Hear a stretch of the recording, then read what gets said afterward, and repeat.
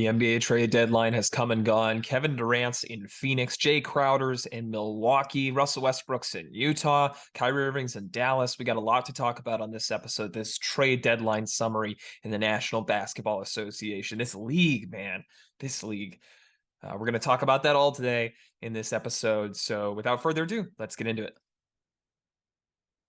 I want to thank each and every one of you for watching this episode of bought my desk there. If you saw that shake on video, not an earthquake. For watching this episode of Lots of Thoughts, a sports podcast. If you're watching on YouTube, leave a like. The NBA trade deadline is crazy. We're going to go over a lot today. If you're listening on an audio platform, rate us 5 stars. Head over to the opposite platform. That I would appreciate that to give support over there. Like rating really helps us out, but your support means the world to me. I really appreciate it. If you want more content to support and to look at, to watch, you can find links in the description. I'm not going to go through all the handles. It's either in the description on YouTube or in the show notes on any audio platform, whether you're listening on Apple Podcasts, Spotify, Google Podcasts, etc. Listen, this is my second episode, probably within 24 hours. I'm going to release this as soon as I finish recording it and editing it. And there's not a lot of editing that goes into my podcast videos. And man, I released the episode this morning. I recorded it obviously before the Nets traded Kevin Durant. And a large part of that episode was focused on the Nets shouldn't trade KD until the summer, but then he's probably going to be gone. Little did I know after I recorded that less than 24 hours later, Kevin Durant would be gone and that episode would be published and I'd look like an idiot. And I want to talk about Kevin Durant. I want to talk about the trade that was, but I feel an obligation to talk about the picks, the situation in chronological order, because I covered the Dallas Kyrie trade already. And that's been done. So if you're looking for content about that last episode, is it the last episode or the one before that? It was the one before that, episode 54, I believe. I talked about Kyrie Irving and I did a Super Bowl preview as well. So I'm trying to figure out where to start because there was a lot of moves there. I'm not going to talk about the Heat sending Dwayne Dedmon to the Suns. I'm not going to talk about the Nets sending Kessler Edwards to the Kings. Blah, blah, blah. So I guess the first thing we'll start with is the 3-teamer between the Jazz, the Lakers, and the Timberwolves. And I talked about this a little bit on Instagram. There's a reel posted. Go check that out at I almost gave my personal handle. Ooh, bump the camera a little bit. At Lots of Thoughts Sports on Instagram. And I talked about this Russell Westbrook deal. Made a lot of sense for 2 teams, and it didn't make a whole lot of sense for the other one. But the more I thought about it, I think this is better than I originally expected. So the Lakers received D'Angelo Russell, Malik Beasley, and Jared Vanderbilt.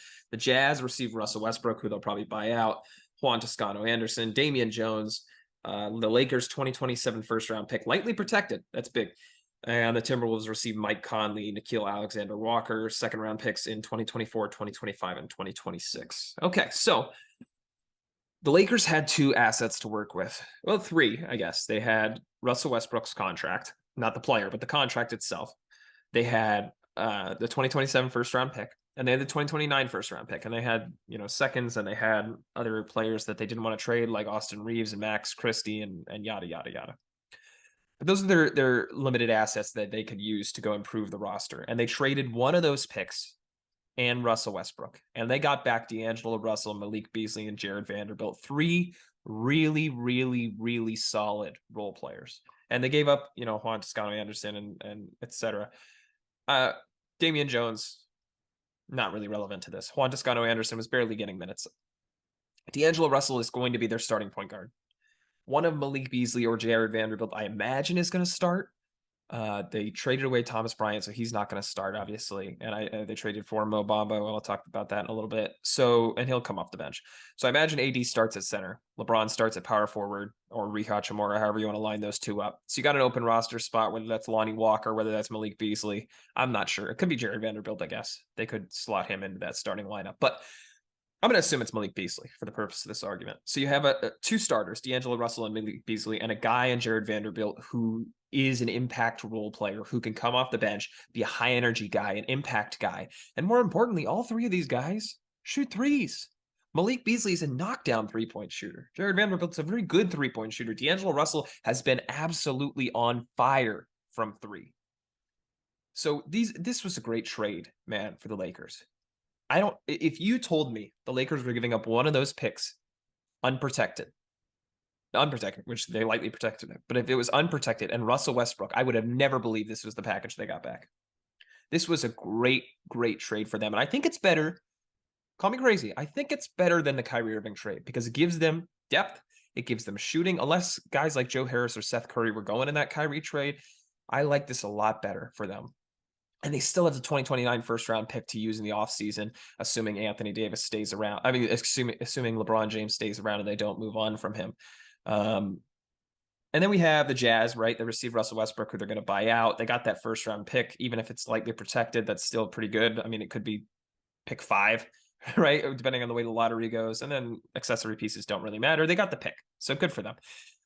The Timberwolves, I criticized originally, but at the end of the day, their current core was not working. The Rudy Gobert trade was a failure, big failure. And I'll talk about that as we get into the Kevin Durant conversation. But they had to move on from the current core in some capacity. D'Angelo Russell is a free agent going into this offseason. So I understand why they did it. I understand that Mike Conley is a guy who could slot well alongside Anthony Edwards, who's played with ball dominant guards in Utah with Donovan Mitchell. So I could see how he would fit well and still allow the growth for Anthony Edwards. And he's still a good shooter. He's still a floor general. He'll get Rudy Gobert and Karl Anthony Towns whenever he comes back from injury open. That's a whole nother situation. Karl Anthony Towns is supposed to be out 6 weeks, and that was in November. And it's it's February. That's a lot longer than 6 weeks. But he's a better orchestrator of the offense. I understand why they did it. They got second round picks. Listen, I don't love it for them. I don't. But it's not the worst thing in the world. And at first I didn't know what they were doing. The more I thought about it, I think it's mainly aimed at the development of Anthony Edwards, and they assumed D'Angelo Russell was gone in the offseason anyway. Overall, a decent trade, an interesting one. Finally, the Lakers, Russell Westbrook saga is over. D'Angelo Russell returns to LA. There's a lot of homecomings in the trade deadline. We already talked about Spencer Dinwiddie going back to Brooklyn, and now we have D'Angelo Russell coming back to LA. Good for him, I guess.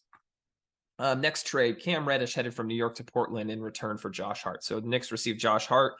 The Trailblazers received Cam Reddish, Svi Mihajlovic, and a protected first-round pick. I'm sorry, I probably pronounced Svi's last name wrong, but what are you going to do? Jalen Brunson is very happy about this because him and Josh Hart played together at Villanova, right? So Josh Hart hasn't had a great run in Portland, but he's a very good over the course of his career, he's been a very good shooter, decent offensive player overall, and an incredible defender. He can play shooting guard. He can play small forward. No, you don't want to play in power forward. And he slots quite well for the Knicks, where they can have Jalen Brunson starting at point guard. They can move RJ to the 2, start him at shooting guard. Then you have Josh Hart starting at small forward.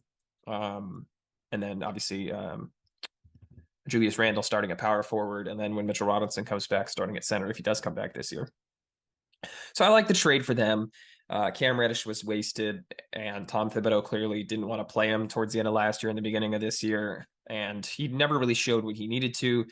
The Trailblazers definitely seem to be retooling because they're not going to have a chance this year. Not trading Damian Lillard, so good for them, but retooling in a way. So I like the deal for both sides. The protected first-round pick is what it is. I don't know what the protection on it is, but good for them for making a move that not only adds some talent for this year, but also encourages their star player in Jalen Brunson, who I think might be the best player on that team, if we're being honest, despite not being an all-star when Julius Randle was. I think he's been the best player. That's all I got to say about that. Spurs trade center Jakob Poeltl to the Raptors. I'm using an NBC Sports article, by the way, called NBA Trade Deadline Tracker, Latest Rumors and Deals. So if anything is wrong in this, it's not my fault. You didn't hear it from me. So the Raptors received Jakob Poeltl. Spurs received Khem Birch, who's going to wear number 92 for the Spurs, which I think is absolutely awesome. A protected first-round pick in 2024 and 2 future second-round picks. Love this for the Spurs. Get a pick first and 2 seconds, really. Khem Birch is not going anywhere with them, but it's a guy in Jakob Poeltl who was going to get traded, and I think the return is good. And then on the other side, the Raptors, who a lot of people thought could tear down. If they traded one piece, and this is where Brooklyn fits into this, if they traded one piece like OG Anunoby or Scotty Barnes, or not Scotty Barnes, or Pascal Siakam to the Nets, maybe they sell off everyone, and they ended up just being buyers.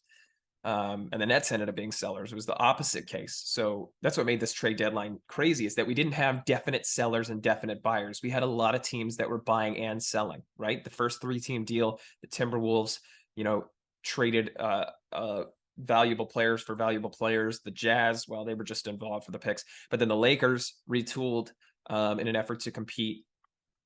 I like this deal for both sides. Jakob Poeltl, another guy who goes back to where he came from, with the Raptors, where he started his career. So good for him, good for them. I like the move overall. They needed center play desperately. So, I think it was decent. They have been relying a lot on Pascal Siakam playing center, or why am I blanking on the dude with long hair that they got from the Heat? I'm gonna have to look it up. But Precious Achiuwa, that's right. They've been relying a lot on those two, and Thaddeus Young to kind of be the big man down low, and it hasn't been great. So I like it a lot for the Raptors, and the Spurs get the picks they needed. Kevin Durant traded to the Phoenix Suns is the next in chronological order. Oh boy. I want to decide whether I want to talk about this, because I got some thoughts. Yeah, they're all kind of in line. I'm not going to talk about the minor moves. I guess we'll talk about KD. So when the Nets traded Kyrie Irving, they looked like they were making an effort to retool. They got Dorian Finney-Smith, they got Spencer Dinwiddie. And although they got a pick in return, well, multiple picks, but one first in return, it looked like they were going to use their assets and try to land a star. Like I mentioned, maybe Pascal Siakam from the Raptors. But, behind closed doors, they knew they were going to trade Kevin Durant. And they did right by Kevin Durant, trading him where he wanted to go in Phoenix. They got a pretty good package back, in my opinion. It ended up being Mikal Bridges, Jay Crowder, who they flipped, Cameron Johnson, 4 first-round picks. So it's this year, 2023, 2025, 2027, and 2029, and then plus 1 pick swap in 2028. As I mentioned in the previous video, you can go back and laugh at me when I said the Nets shouldn't trade Kevin Durant at the deadline, but they're probably going to trade him in the offseason. The Nets were going to trade Kevin Durant when he was ready to get traded. This had nothing to do with where the Nets were. Well, let me rephrase that. This had nothing to do with where the Nets wanted to be with Kevin Durant. The roster was where it was, and Kevin Durant had to decide whether he wanted to stay or go. It's a star-driven league, and the Nets are no more star-driven than any other franchise in professional sports. They are the pinnacle for the players being involved in decisions. And Matt Ishbia, who just took over the Suns as their owner, governor, whatever you want to call it, made a big move. And a lot of owners come in, they want to make a big move, right? A-Rod came into Minnesota and he made a big move to acquire Rudy Gobert for way too many picks. And I think that's what made the Kevin Durant trade situation in the offseason not so possible, because the Nets never found picks that approximated what Rudy Gobert was traded for. And halfway through this season, they realized they're never going to find those picks. And if they waited until the offseason, disgruntled Kevin Durant's going to get less attention, going to get less in return, because teams know that Kevin Durant wants to leave. So I don't hate them for moving him on from him.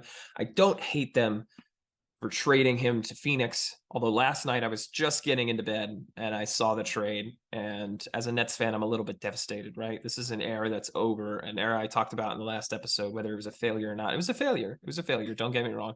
But the Nets are in a decent situation. They got back Mikal Bridges and Cam Johnson. They got back picks I'll talk about in a second. The picks they got for Jay Crowder as well. They have young guys like Cam Thomas, like Ben Simmons is kind of young, but and they have Nick Claxton.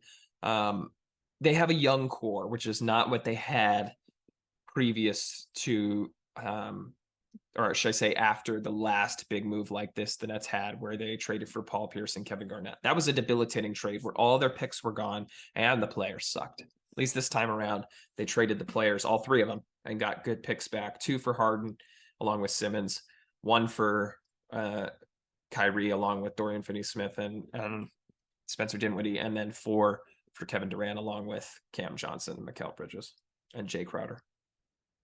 It sucks. They're tearing down, but good on them for trading Durant to where he wanted to go. Best move of the offseason, or should I say of the trade deadline, was Phoenix trading for Kevin Durant. Now you have 4 guys in Chris Paul and Devin Booker and in Kevin Durant and in DeAndre Ayton that are all high level players that are all better than role players. Some of them stars, some of them all pros, right? Devin Booker, if he would have been healthy, would have easily been an all-star, maybe even an all-star starter. Nah, maybe not that in the West, but he would have been easily an all-star.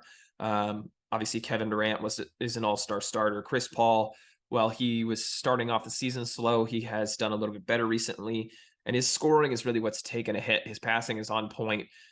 So now that you've got a guy in Kevin Durant that's averaging 30 points a game, you're not going to have to score a whole lot if you're Chris Paul, right? You just pass it to Devin Booker and Kevin Durant and let them make magic.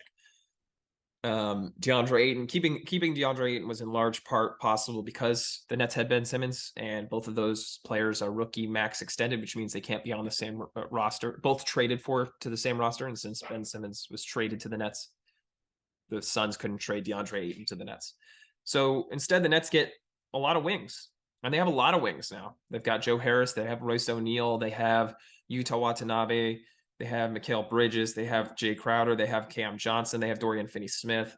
I thought another move was going to be made, but there wasn't past trading Jay Crowder. I do want to mention Phoenix got, it doesn't say it here, but Phoenix got TJ Warren in the deal. Great for them because they have no depth, right? Now that Dario Saric is gone, I don't know of a notable name off their bench. I mean, they got Saban Lee and Cameron Payne, whatever. I don't mean to be disparaging, but their depth is gone. And that's hopefully going to be something that they can recoup next offseason and be even better next year. But they traded away a lot of depth. So getting TJ Warren in that deal made a lot of sense for them. I think the way this started is the Nets wanted Mikal Bridges and Cam Johnson as the focal points alongside the picks, but they needed Jay Crowder to make the deal work. And the Suns said, if we're giving Jay Crowder, we need another player to start. And that was TJ Warren. So, it's the end of an era in Brooklyn. Great for the Suns. They're going to be a contender for years to come. I don't think they're the favorite this year. I'd probably still take the Warriors over them in a 7-game series, who we'll talk about in a little bit. But they're still going to be up there with the Nuggets, with the Warriors, with the Grizzlies, with whoever else is at the top of that conference. But next year, look out. When they get some depth, when they get some veteran minimum talent, they're going to be crazy to watch. Next deal, there's a lot of shopping of players like Kyle Lowry that never got bites. A lot of people wanted to trade for Mikal Bridges after he went to the Nets. Same with Damian Lillard, but he was not being traded. So the next deal that went through was Jay Crowder went to the Milwaukee Bucks in a 3-team deal. The Bucks ended up giving up 5 seconds, and this is not correct. I don't think the website here says that the Bucks received Jay Crowder, the Nets received 5 seconds, and the Pacers received Serge Ibaka, Jordan Nora, George Hill, and a 2nd-round pick. I don't think that's correct. I think the Nets only received 3, and the Pacers received 2. In which case, I don't love it for the Nets. I mean, 5 sounds a lot better than 3 in my mind, but 5 second-round picks is a lot to give up for Jay Crowder for the Bucks. Either way, they had to do it, and they had to give up Ibaka, Nora, and Hill to make the money match. The only other way to do that was if they gave up Grayson Allen, who they value. So it fills a hole for them, a PJ Tucker-sized hole, if you will, for the Bucks. So he's going to be an impact defender. He's going to be a 3-point shooter for them. He's not going to start, I don't think. He'll probably be one of the first guys off the bench, but maybe he'll start because he's right there in terms of that starting quality player. You can just move Chris Middleton down to shooting guard, assuming everyone healthy. Giannis and Jay Crowder at the forward positions, and then obviously you have Brook Lopez starting at center. I like it for them a lot. Love Jay Crowder for Milwaukee. That was a great move for them. The Pacers, snuck in here and did quite well, right? Taking on the contract. The Nets apparently didn't want to take on Serge Ibaka's contract, which shocker. Nets are cheap. I'm not going to get into that, but they got a second out of it, maybe 2 seconds, and got Jordan Nora, who's an interesting young player. Like that for them a lot. Either way, it's whatever. It adds to the Nets package. I don't really want to talk about that a whole lot. The Lakers traded Thomas Bryant to the Nuggets. This one was shocking. Absolutely shocking. I like the pickup for Denver, right? Thomas Bryant, who's looking for more of a role. moves on to Denver, whose backup center was DeAndre Jordan, who doesn't deserve to be on an NBA roster, if we're being honest. I was shocked. I was floored when a front office as smart as Denver's had signed him in the offseason to be their backup center. I might have said backup point guard just a second ago, but you know what I'm talking about. So I like the pickup for them. The Lakers received Von Reed and second round picks in 2025, 2026, and 2029. This indicates to me that the Lakers are willing to start Anthony Davis at center and play Anthony Davis at a lot of center minutes. So they ended up trading for Mo Bamba, who we'll talk about in a little bit. But the deal itself, I think, is just more of a situation where Thomas Bryant didn't want to be there. And I think the Lakers ended up with a decent return for it. So, you know, it's a trade that works out for both sides, but that's not particularly exciting either way. The Trailblazers landed Matisse Thybulle from the 76ers in a 3-team deal. So they received Matisse Thybulle. 76ers received Jalen McDaniels from the Hornets, and the Hornets got Svi Mihajlovic, who went to the Trailblazers in the Josh Hart deal, and then second round picks in 2024 and 2029. Thybulle, I think, fits well in Portland, a lot better than he did in Philly. And Philly seemed like they wanted to move on for him for quite a while. And they get Jalen McDaniels, who I think is a great pickup for them. He's going to be a guy that comes off the bench that's able to space the floor a little bit, but it still has a bigger body. So you can play him in sort of like a Tobias Harris role. Not that they're similar players whatsoever, but the way that they utilize them could be very similar. I like the deal a lot for them. Jalen McDaniels still has his arrow pointing up. I'm not sure which or what his contract is like, but nonetheless, Thybulle was not getting played. His offensive ability was very weak. So I like the deal from them a lot. And then, you know, the Hornets, they're just here. I don't know what to say about them. They got second round picks. Cool. Good for them. There was a lot of rumblings about a Zach LaVine trade to the Knicks, which I was somewhat excited for, but never happened. Bones Highland headed to the Clippers from the Nuggets, and the Nuggets received second round picks in 2024 and 2025. Love it, love it, love it, love it, love it, love it, love it for the Clippers. Bones Highland's an intriguing young player that has showed some flashes in his first and second years, and he's an upgrade over John Wall, in my opinion. He'll be in that point guard spot, either starting or just first off the bench. He's young. He's on his rookie contract. Still has a few more years left in him. Second round picks were not a big price to give up, but Denver just wasn't able to utilize him perfectly or well enough, especially with Jamal Murray being healthy. And then who else do they have over there? I think Ish Smith is their backup point guard. So if I'm not mistaken, so Bones Highland was not getting the minutes that he probably deserved. Love it for the Clippers. Kind of resets the clock on the point guard position, and they make a later deal regarding that. The Warriors give up on James Wiseman and send him to the Pistons. They get 5 first-round picks. This is the second deal where 5 first-round picks is involved. But it ends up being a 3-team trade where Sadiq Bey goes from the Pistons to the Hawks, and those 5 first-round picks go to the Warriors. Love it, love it, love it. I said that a lot. Love it, love it, love it, love it for the Pistons. And for James Wiseman. He's going to have an opportunity to score with Cade Cunningham out for the rest of the season, kind of build up his value, and he's another piece of their young core where guys like I mentioned Cade Cunningham, potentially Victor Wembanyama if they're in that sweepstakes, even Killian Hayes. They've got some young pieces there. Isaiah Stewart. I like this a lot for them. And they didn't end up trading Bojan Bogdanovic, which I really like as well. They kept the veteran presence around, which I think is so underutilized on rosters today. Having that strong veteran presence on a young team, I think really helps with the culture, helps show these guys how to manage themselves, especially when you have a coach who's not that all long tenured in the NBA. Now, Dwayne Casey's not that guy, right? He's very tenured in the NBA, the head coach of the Detroit Pistons. But I still think the value's there of having a veteran that can lead these young guys, and that's what Bojan is. So good for them for not trading him, even though they could have gotten value back. The Warriors got picks, which I guess they used some of them, but I was hoping for more from them.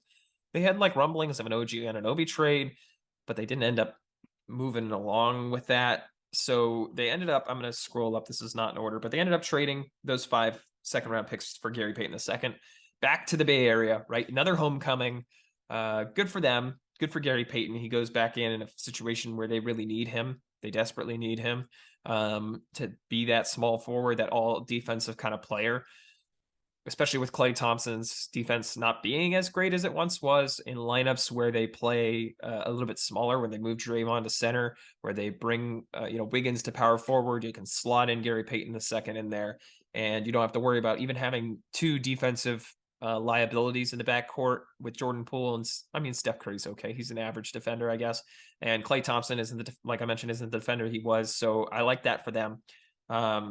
They used the picks, but I wish they would have done more. I don't know. The rumblings of OG Anunoby were interesting. It never happened, but nonetheless, still a good deal. The Clippers sent John Wall back to Houston to bring in Eric Gordon. And I'd like to say that I was saying I love this deal for a lot of these deals for certain elements of it. I hate this deal for John Wall, man. That sucks because he was in Houston and having a bad time, and they bought him out. And he came to LA for a new fresh start, ready to make an impact, and didn't perform well enough. And they traded him back to Houston. They also, the Grizzlies were in this trade. So the Grizzlies received Luke Kennard from the Clippers. The Rockets received John Wall from the Clippers, as well as Danny Green from the Grizzlies. And then the Clippers received Eric Gordon from the Rockets. Rockets also got a first-round pick swap rights, so they get the better of the Clippers or Bucks pick. It's kind of confusing a little bit, but essentially a 2023 potential pick swap. I like the deal for the Clippers. They add another depth piece. They gave up two in John Wall and Luke Kennard, but John Wall wasn't, like I mentioned, wasn't playing well enough to be a really complimentary role player. There was graphics at the beginning of the season showing John Wall, Kawhi Leonard, and Paul George seen as a big three, and that fell apart so quickly. So, it sucks that John Wall had to go back to Houston, man. Just as a guy, that must suck. I don't know. They get Eric Gordon, who's a two guard who could play a little bit three, could play even up further than that, I think, even though he's not very big. I like that for them, considering Luke Kennard wasn't getting regular minutes either. Grizzlies move on from Danny Green, who was barely there. Just came back from injury, and he gets moved to the Rockets. And they get a shooting threat that's a little bit younger, a little bit more spry. Like the deal all around. Of course, the Rockets get the swap, so that's good for them. And that also led to, it's not listed here, but that led to a trade for a backup center. So the Clippers traded away their other point guard, Reggie Jackson, to Charlotte, and then they got Mason Plumlee in return. And I like that as a backup center to oh my gosh, why am I blanking on his name? Oh my gosh, he had a 30 game not too long ago. What is his name, man? European fellow. But he's a great backup center. Mason Plumlee, Ivica Zubats. Yeah, great pickup for them to back him up. They play very similarly. I think they they slot in quite well. And even though Reggie Jackson, I think, was an impact player for them, like John Wall, he wasn't as impactful as maybe they wanted him to be. And so they move on from him. And the way Ty Lue's been running the offense, they've been playing a lot of Paul George at point guard. Even though he's not listed there, he's taking the ball up. He's starting the offense, similar to the way Jacque Vaughn was using Kevin Durant earlier this year when Kyrie Irving was out, kind of taking the ball up and playing off of him. The Clippers are using Paul George for that, and Paul George is a very good ball handler. He's definitely equipped to do that. So they felt that their point guard play was not as necessary to hold on to. And I really like that for them. They had struggling backup centers previous to that. So that was a great move for them, I think. And then lastly, the Lakers sent Pat Beverly to Orlando for Mo Bamba. What sucks about this is that they were going to pair Pat Beverly with D'Angelo Russell, not necessarily in the starting backcourt, but these were two guys that had chemistry with Minnesota just last year.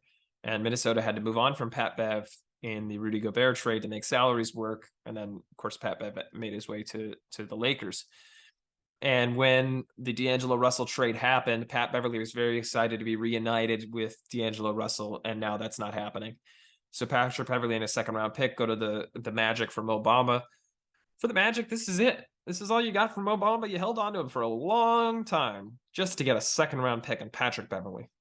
And obviously Patrick Beverly doesn't fit the timeline. So I don't know about all this. It's a good move for the Lakers. He's a good backup center. He's probably a starting caliber center in this league, but he'll be a good backup center for them. Like I mentioned, they're going to start a lot of Anthony Davis at center. So I like it for them, but it just seemed kind of weird. I don't know. Wendy Gabriel's probably going to play a lot of minutes for the Lakers too, which will bump Anthony Davis even further into the center role. Overall, it was a crazy offseason. There was a lot of other rumors, including that John Collins could get moved, Christian Wood could get moved. None of that happened. I'll say this: the West is deep, right? You had the Mavericks pick up Kyrie Irving, the Nets pick up the Suns pick up Kevin Durant, and you got teams like the Warriors, the Grizzlies, the Clippers, who else? The Nuggets that all made moves that improved their current situation. The Lakers, obviously, but they're kind of a little too far out of it. But the West is very bunched up.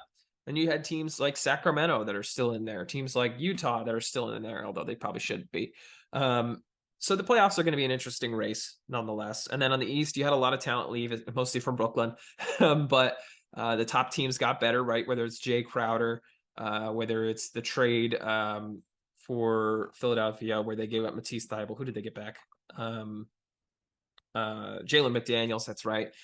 They got better. Boston didn't make a lot of noise, but they did get a backup center. It's not listed here. They did trade for Mike Muscala from the Thunder, which I like. And the Thunder, of course, accrue more draft picks. The top of the East got better aside from Brooklyn. And so, all these teams are gearing up. I think in a trade deadline where there was not expected to be a lot of movement because no one knew who'd be sellers, especially with the play-in game now. You have 10 teams that could make, or that are making it into the play-in, and then a lot of teams that are just outside that mark. There's maybe 5 tanking teams in the league, right? Utah, Houston, Charlotte, Detroit, Orlando. Maybe that's it. Maybe I'm missing one. But not a lot of tanking teams in the league. Oklahoma City, of course. San Antonio. That's probably the 7, I think.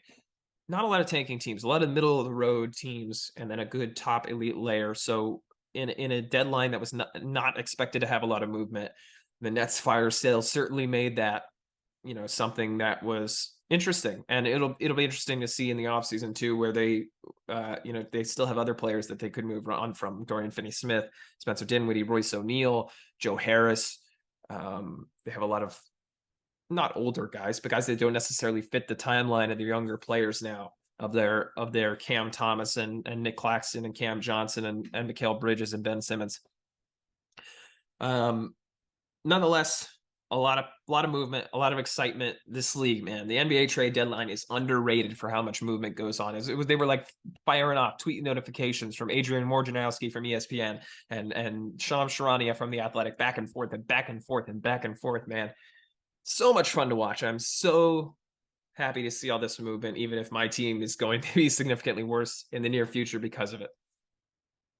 I hope you enjoyed this episode of Lots of Thoughts, a sports podcast. If you're watching on YouTube, click the like button and the subscribe as well. If you're listening on a podcast platform, rate us 5 stars. Tell your friends about the podcast. Like I mentioned, I'm going to edit this and immediately publish it. So the podcast form will be a little bit late, especially on Apple Podcasts. It takes a little while. So I usually schedule that 20 minutes before the YouTube version comes out and the social media posts come out. But now I'm just going to release it as soon as possible. So if you're looking for the podcast, it might be out a little bit later. Apologize for that, but thank you very much for watching this episode. If you're looking for more of our content, click the links in the description or in the show notes on any audio platform. I hope you enjoyed this conversation around the NBA trade deadline. Enjoy watching the next few months of basketball. It's going to be an interesting run toward the title. Thank you very much for watching and have a wonderful rest of your day.